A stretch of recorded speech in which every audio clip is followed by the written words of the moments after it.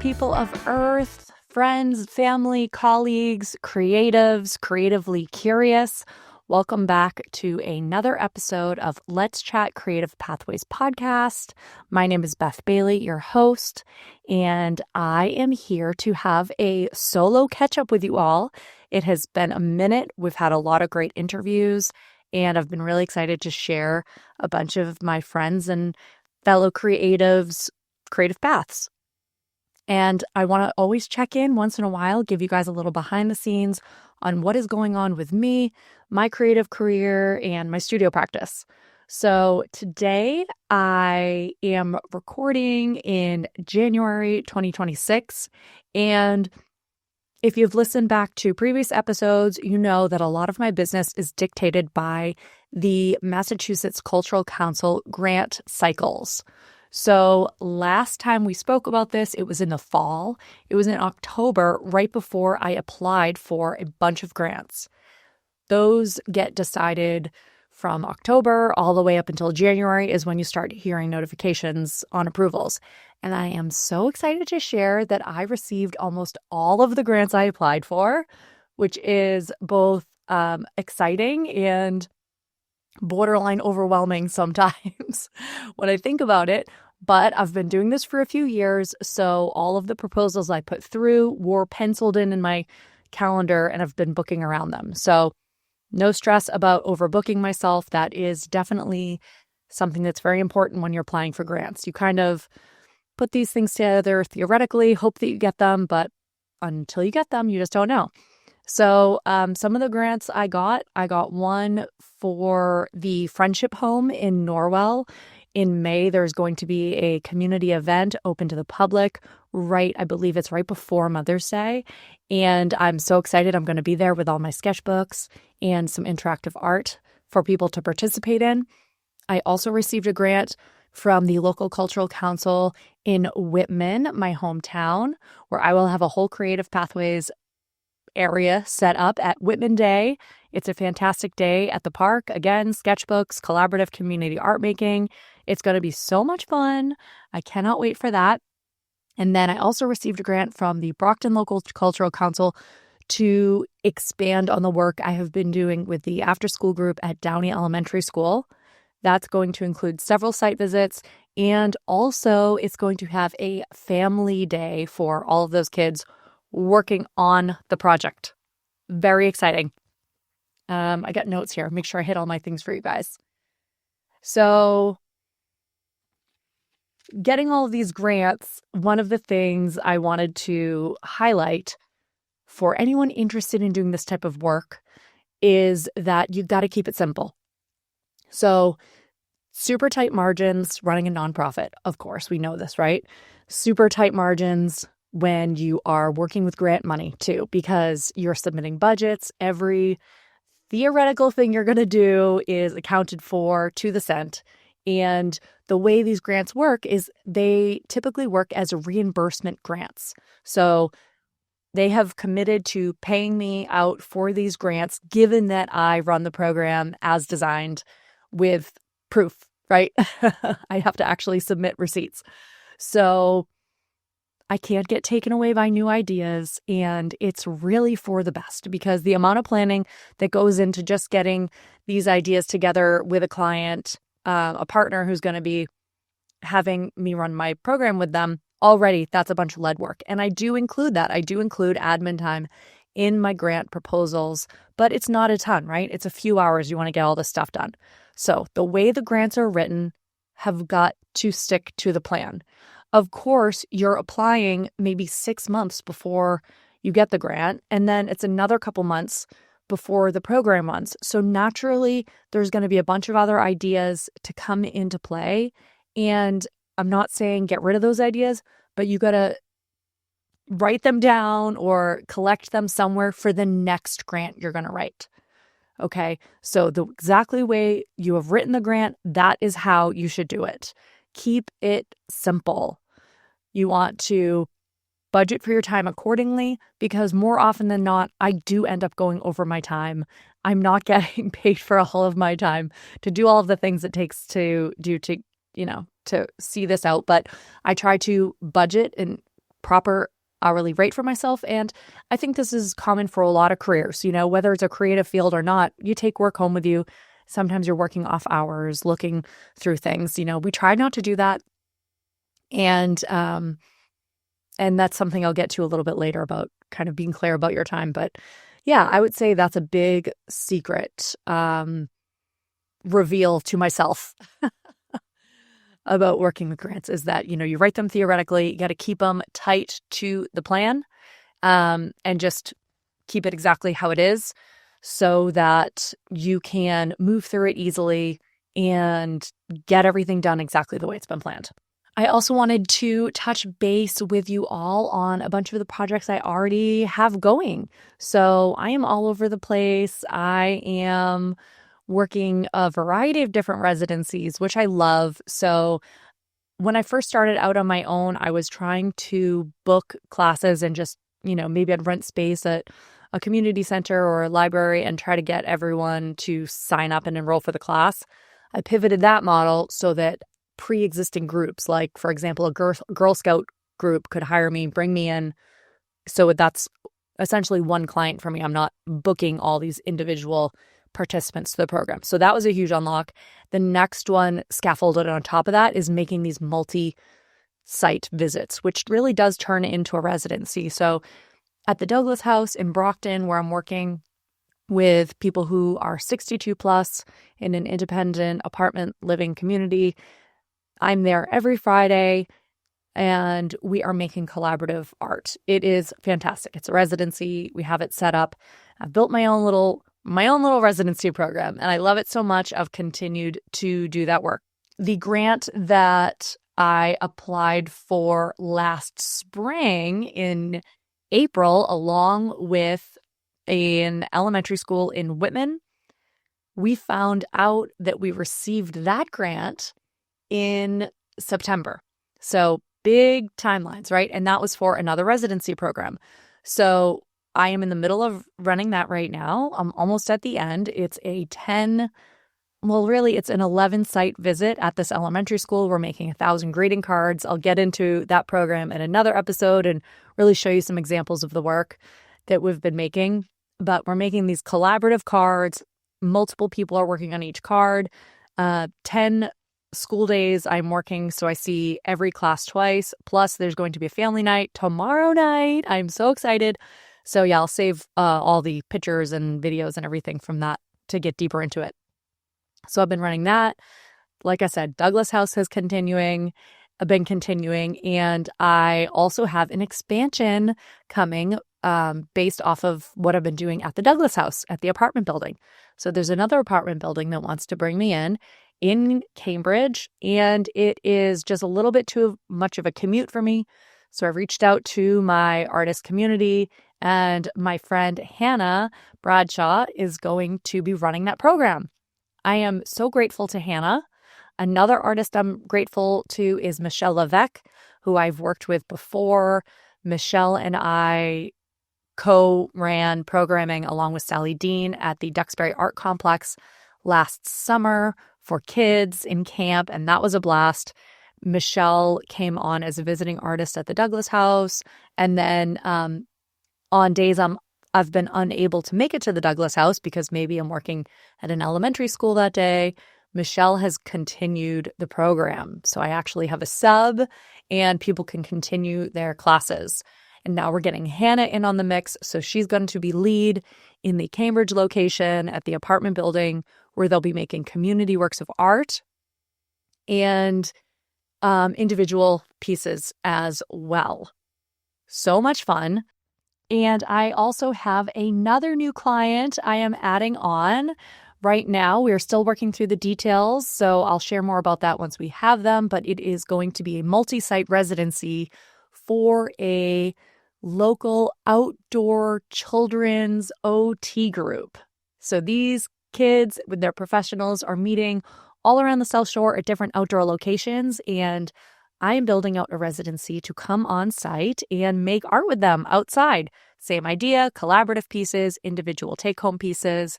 And for almost all of these I've mentioned, for this outdoor OT group and also for the Douglas House, and also for this new apartment building in Cambridge. The Frame Center has generously offered to continue complimentary framing for all of this work. So I'm really excited not only to get the big collaborative pieces framed and hung in the apartment buildings where I'm working, but for this children's OT group, the children will be making smaller take-home pieces, and we're going to be able to pop them into frames on their way out. So it's not another piece of art just going to add to the endless pile. I hope I'm not alone in having stacked up on my counter constantly. Oh my gosh, it's just impossible to get rid of this kid's art. It is all so cute. So we're going to send these kids home with little frames. They can go right up onto the wall. So thank you to Frame Center for that. Very exciting. And in addition to that, that kind of rolls me into summer planning. I've been working with clients booking out summer. So looking at the summer schedule, seeing what might fit in, what might not, that's all still in flux right now. But I would say new milestone, my books are closed. Okay. Very exciting. I am going to probably reopen them maybe in the fall. We'll see what things look like at that point. And the fall, again, I'll be jumping back on the cycle of applying for more local cultural council grants to be running in the spring of 2027. But right now, I got a bunch of grants. I got a bunch of great clients. I got a bunch of great artists working with me and helping keep all these programs sort of gently expanding. So I'm not looking to drastically expand my business. I like running this mostly myself, but there are certain times it's just really hard to say no. So I'm starting to get used to that. This is why I'm saying my books are closed, half telling myself rather than anyone else, because I am getting to a point in my career where the work has been coming to me. I'm not having to chase down every lead. And when that happens, people usually already have some contact with you, or they already know about your business, and every opportunity seems like a really good fit. But I need to protect my time and, again, just a gentle expansion. So I'm so grateful to the artists working with me. I'll have more on these other artists. I have 4 other artists who have been working with me on the Whitman Elementary residency, which I'll talk about more. But I have Jess Hassett has come in, Pam Golden, Lindsay Boss, Michelle Levesque again, and Julia Driscoll have all participated in that program. So that's been really exciting. We've been talking with the kids about all the different types of creative careers you can have here in our region, in addition to sharing some of our actual artwork and then working together on the big collaborative project we've been doing. And on the note of having closed books, I am thinking a lot about studio time, right? What about my studio practice? I'm booking all of these clients and I need my studio practice. I have used my studio practice as a way of self-regulation since I was a child. And in these really intense periods of life, raising little children, my husband and I both running our own businesses, I'm telling you, I feel it. If I miss studio time, I feel it. It is not good. So I have to make sure I save space for that. Through all of the busy client work I just talked through, I do have at least one day of studio time booked into my schedule every day. I mean, every week. I wish every day. That's the goal, right? Someday. Well, I don't know if that's a goal. I really love working in the community so much. But yeah, so I have one studio day booked in my calendar, must have it every week. And I have been transitioning to focus more on 2-dimensional work, which you might see if you're watching this. You should be watching this. YouTube, Spotify, you can watch it. If you're listening somewhere else, pop over or check out my Instagram. I'm going to be posting more photos of these on my Instagram, which I changed. My Instagram handle is now Beth Bailey Studio. For all of my personal studio practice, I'm keeping all of my professional stuff over at Creative Pathways Project. So you can see that stuff there. But I do a fair amount of cross-posting, so it's a little bit jumbled together, which is fine. Don't need to overthink it, right? It's all me at the end of the day. So to my left, there is a vase of flowers. And to my right, I have 2 snake paintings that I've worked on. Behind me, stacks of National Geographics, baskets I've inherited, books, rainbow flags. There's a lot to see here.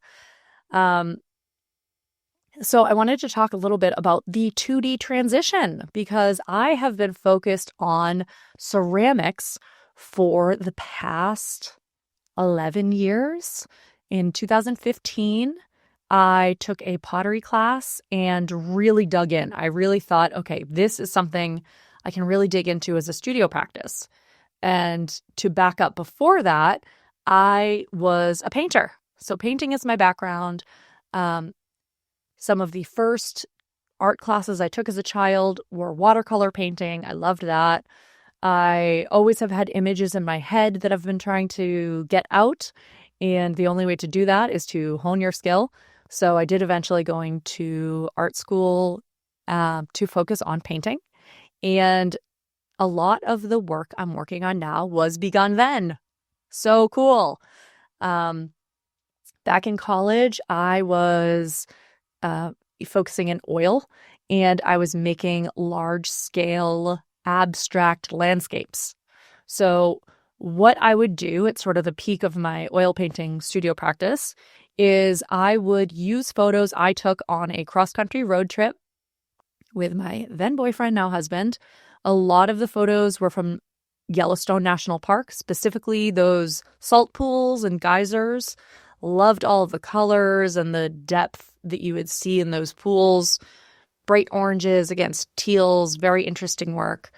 Well, work by God, I guess. Work by Mother Nature, work by the aliens, I don't know. But yeah, very inspirational. And then a bunch of these National Geographic magazines I have stacked behind me were from my friend Lisa Hegenberger, who had inherited them from a grandparent. So in college, she had this whole stack of them and they ended up in my care. So I was photocopying and cutting from those, and I was printing out photos from landscapes I had taken, and I was cutting them up and making a new landscape collage as a sketch. So that wasn't the final piece. I would then hang those little collages up in my studio and make big paintings of them. So I was creating these new landscapes. It was really fun. And I have a handful of pieces that are big, maybe 6 feet wide. And I love them. I have a lot of pieces that felt like underpaintings. I just, moved on, lost interest, or maybe I just wasn't feeling confident enough to push them to the next level. So I have a ton of those that I've been moving around with. I graduated in 2011. So I've been moving around with those for a long time. Now it's 2026 and always making space for them in storage somewhere. Sometimes I've lost some to mold, but for the most part, they've hung on. The floral piece right next to me is also a piece I started in college. Before I got into the landscapes, I was making paintings of dried floral bouquets. One of them was my sister's wedding bouquet from her first marriage, and it was all right around the same time. I somehow ended up with that bouquet. I don't really remember how that chain of custody got into my studio, but Megan, leave a comment, send me a text, let me know. But yeah, so I do have some paintings of that bouquet. And I think this is one of them. It's hard to remember now because I was doing sort of abstracted versions. But yeah, so I made this painting upside down originally. It looked very different. And maybe I'll pop up a photo on the screen here if I can find one of where the starting point was. So 2010, I made this painting here. And yeah, it's just kind of followed me around, sat. I've hung it different places. And yeah, it's just sort of followed me around. So I got a few of those. I've been working on a little batch of the florals right now. So florals, then into landscapes. So I graduate college. I work my way up in a art director position at the local YMCA. I was an assistant director, became full-time for a period. Then they downsized me to part-time, which they all felt like was part of the plan the whole time, but I had never been looped in on that. Could never quite find that in writing, so it was a little bit of a shock to me. And I realized, oh my gosh, I just bought my first house. This is in 2013, and I need a full-time job. What am I doing? So I knew that I could probably get a job in Boston as a community arts educator. I didn't want to work in the schools. That seemed then and seems now too hard. But I didn't want to commute to the city to get a job at a museum. That's one of the types of places I might be. I might have looked for a position at the MFA. I had considered moving to Austin, Texas. I knew there was lots of musicians moving there, so I figured, artists generally move together, so I bet I can get some visual art stuff going on there. My friend Greg Loftus, actually, who has let me use his music for the intro and outro of this podcast, he was the person that my husband and I are friends with, that we were going to be following to Austin. So lots of different options, but at the end of the day, I just bought a house. I wanted to stay on the South Shore. So I got a job at UPAbaby working entry-level customer service because I knew it was a good place to work. I knew it had a good work culture from my friends who worked there. So I was like, all right, whatever. I just need a job. So I went and got a job there. And then that freed up mental space for me to then dig into a studio practice. I hadn't even realized how much stress I had been carrying working at the YMCA. And let me tell you, I should have known, because there was a period of time there where I was wearing a heart monitor because I was having so many heart palpitations. Oh my goodness. Yeah, it was a good thing that I ended up at UPAbaby there. So ended up UPAbaby, signed up for a pottery class, like I said, and really felt like, okay, selling large-scale abstract paintings seems too hard. I just don't even have interest at this point in getting into whatever the gallery scene even meant. I didn't really know what that meant. I wasn't interested in exploring it. I just wanted to be at home.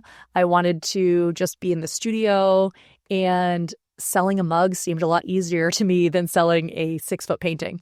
I think at the end of the day, the financial outcome might be a wash between which pursuit you're going 2D or you're going more like functional wares. It might end up to be the same. I'm not sure. I'm sure it's different for everyone, and just probably has a lot to do with your business plan at the end of the day. But it just seemed more like the lifestyle I wanted. I just wanted to make pottery, sell a mug, be in the studio, and that's what I did. So I focused on honing that craft for 10 years, the past 10 years. So 2015, I took that class. But 2015, I also did a full day workshop at Marcia Ballou's studio at her home. That was a big moment for me as well. We were there all day, a small group of artists. She took us through a tour of her home where her work was on display, explained how she came to make that work. Marcia is a local artist here. I had admired her work for some time. I had actually shown her work in a gallery program I was trying to develop at the YMCA, and it was very inspirational to me. It was just a wonderful day. She took us through her whole process. We worked in her studio using her materials, and she taught us how to really build up a base surface with spray paint and stencils, and how to just cut and be free, how to keep the work loose so that, it's not looking like a tight mosaic. It's looking like has movement, a collage with movement.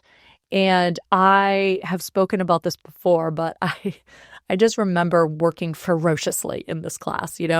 There were some people just checking in with Marcia. Should I do this? Should I do that? And I was like on the ground. I was up. I was cutting. I was ripping. It just clicked This style of building work just clicked with me. And I knew in that moment, all of these paintings that I had from college that felt unfinished or unresolved to me, this was the way forward for them. Now, I'm a functional gal. I didn't see a business plan forward. I saw a business plan forward with pottery. So I know life is long. I know I'll be making art forever and in different phases. And I dove into pottery, and I was really excited about that too. So much to learn. I had done ceramics as a child in Pam Golden's studio, family friend. I had taken ceramics classes during college. I had never thrown in the wheel. So I was learning all of that at local pottery in Norwell and ended up getting in to spend time working there.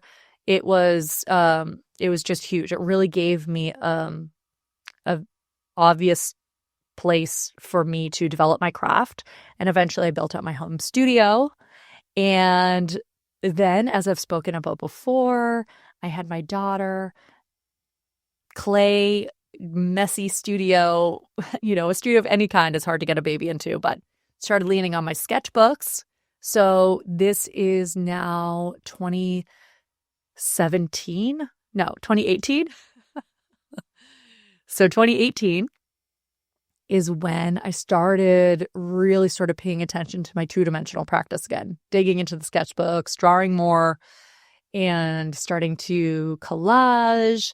And then we developed creative pathways where I'm going on these residencies, writing grants, using the sketchbooks, 2D, building momentum, until just several months ago, I looked around my studio and I thought, I know exactly what to do on these paintings. I have these paintings still. My studio's in my basement, right next to my storage. So I just have tons of these paintings. And I started pulling them out and taking a look. Actually, my friend Jess over at Levitate asked, must have been end of the summer, asked if I had any work that I wanted to show at the Levitate Flannel Jam Gallery. I ended up showing one of my old floral pieces that I added some drawing onto, and then I also showed one of my large-scale collaborative pieces from the Douglas House Tap Tap Cab in Brockton. And that was really when I started digging through the work again, I guess. So it was last fall. It must have been September, I would say. So in September, right? Like all these things, you plant a seed, you don't know when it's going to come back around. These ideas take time to develop, but it's fun sort of kind of going back and seeing where this all went. So, okay, so now I'm seeing all these pieces, and I have all these pottery orders though, right? Because now at this point, of course, I've got my pottery career on lock. I've got all the wholesale accounts I want. I'm loving it. I'm psyched. And that's how it goes, right? You get one thing locked down. You're like, oh, let's see. What if I go over here? Still love the pottery orders. Still plan on getting some more batches of pottery in soon. But right now, I'm telling you, any minute I can get, I am digging into these pieces from college. It is so much fun. It just feels free. It feels like I'm just scribbling and drawing and layering, and with a lot of these base compositions and oil paintings already laid out, it just feels so free flowing. It feels like the work is pouring out of me. And not only have I noticed over the past couple of years how there are lots of calls for art in my local arts community that I do not apply for because, I could, but I just don't always feel like pottery would be a good fit for the call. There's so much opportunity for me to start leaning into that and submit some of these two-dimensional pieces. Now, since I've been doing creative pathways, I know how to have prints made, turn them into greeting cards, so many different functional ways, right? I'm a working class girly at the end of the day. I'm just trying to make a working class living. And I am really motivated to make work that I know will have a place and have a place to go, which was my original draw to pottery, right? But now I'm really starting to see that path I'm seeing the creative path for my two-dimensional work. It feels so good. It feels so right. And so in addition to just now realizing, okay, I can finish up some of these pieces and submit to these calls for different various shows, I've actually been invited to show in 2 shows with work I haven't even finished yet. I'm so excited. The only issue is, normally you're getting started. It's lots of group shows. That's what I'd be submitting to. That's what I'm being invited to. And of course, I'm making all this huge work. So I got to make some small stuff too. I do have some small things going, but yeah. So kind of thinking about everything, thinking about the schedule, thinking about, oh my gosh, I'm so excited. I got all these grants. So exciting. I'm working through the residencies. The plan seems to be coming together. Also, the studio practice is developing. Summer plans are coming through, and I am hoping to scale up my studio practice over the summer. So I am busy. I am making sure, like I said, I have 1 studio day blocked a week. I want to get that up to 2 and maybe even 3 by the fall. So I am very excited about all the opportunities that I'm seeing there. And I'm really excited to share all of that with all of you and all this 2-dimensional art. And I hope this serves as a little bit of an inspiration for people too, that you don't have to stick to one lane, right? Art is going to come out, creativity is going to come out different ways for different people. And that includes over various phases of your life too. So always leave space for yourself to be flexible and follow the work, follow where the work takes you. So if anyone has any questions about how I'm balancing my creative career, this is one of the whole reasons I'm doing this podcast. DM me at Creative Pathways Project or at Beth Bailey Studio. You can leave a comment here and I will see it. Shoot me an email, beth@creativepathwaysproject.com. I would love to chat with you and answer any questions you have about my creative path or any insights I have. Always happy to try and connect people with each other whenever I can. So reach out. I always say, let's be social on social. So find me, give me a like and a follow, and I'll be excited to be connected with you as well. Let's make the best out of social media for what it can be. And if you're not signed up for my newsletter yet, get on that because I am trying to send them out twice a month and, actually once a month. Maybe someday twice a month. Right now, once a month is the goal. And so far in my career, it's been about twice a year. So once a month is already a big enough jump. All right. So we're going once a month. Sign up for that. You can find the link on my website or through the links in my bio on social. So sign up for that and just hear some more insider thoughts, get some more sneak peeks at things. And that is where I'm going to offer different deals and things like that. The greeting cards that I have made so far, the greeting pack of 5 are still available on my website. Please go purchase a pack. They make a great gift. They're blank inside. You can use them for any occasion.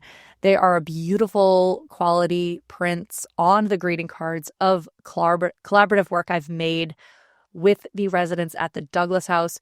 All of the profits from those cards go to funding additional on-site days for me at Downey Elementary School in Brockton for their after-school program. So beautiful card, send a card. It's wonderful to gift something to someone. So whether you buy cards for yourself and then send out individual cards or you send the whole pack to someone, please do so. I have funded 1 session myself through fundraising. So that's been very exciting. Another milestone, I would say. And go ahead and feel free to just donate directly as well. My business, Creative Pathways, is a nonprofit. So if you do donate directly through my website, you will automatically get an email that you can use at tax deduction time. So let's make sure our charitable giving is on lock and we're keeping an eye on that. And just throw me a couple bucks. It'll go right into buying good materials and paying for my time at the Downey Elementary School. So thank you all so much for listening. And I hope you've been enjoying my interviews. Also, shoot me a line if you have any ideas on who else I should interview, or if you would like to be interviewed, let me know. I am booking more interviews through spring and summer right now.